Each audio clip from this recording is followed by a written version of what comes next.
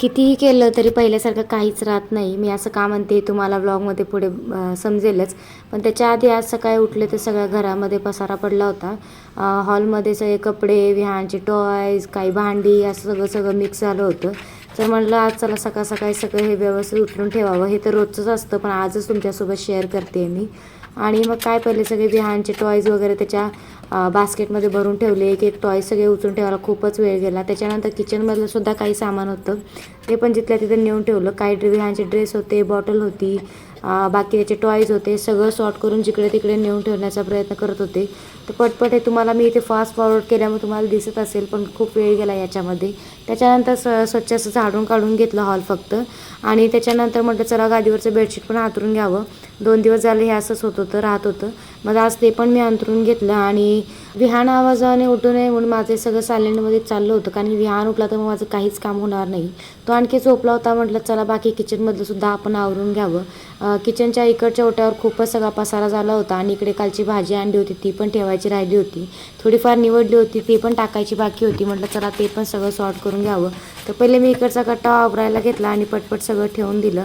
त्याच्यानंतर थोडासा मिक्सर वगैरे क्लीन केला, कट्टा वगैरे क्लीन केला आणि मग म्हटलं त्याच्यानंतर आपलं बाकीचं काम वगैरे करावं. तर म्हटलं चला आता भाज्या पण भरून ठेवात. तर त्याच्यासाठी भाज्या मी सगळी पिशवी रिकामी केली. पण तेवढ्यात हे जी मोरनं आले. म्हटलं चला यांच्यासाठी अंडे बॉईल करायला ठेवून द्यावे. मधूनच ते काही तेही काम केलं आणि इकडे मी भाजीची पिशवी पूर्ण खाली रिकामी केली आणि सगळ्या भाज्या भरून ठेवायला घेतल्या. तर त्या दिवशी मी तुम्हाला सांगितलं होतं की माझ्या मागच्या ब्लॉगमध्ये की मी छोटेसे असे डबे मागवले होते भाज्या ठेवण्यासाठी. पण त्याच्यात पाव किलोच भाजी बसते. त्यामुळे असं असेल तर काही बसत नाही आणि मी 6च मागवले होते. त्यामुळे त्याच्यात 6च भाज्या मोस्टली बसतात. भाज्यामध्ये त्यात मग टोमॅटो वगैरे, मिरची वगैरे जास्त बघितली जाते.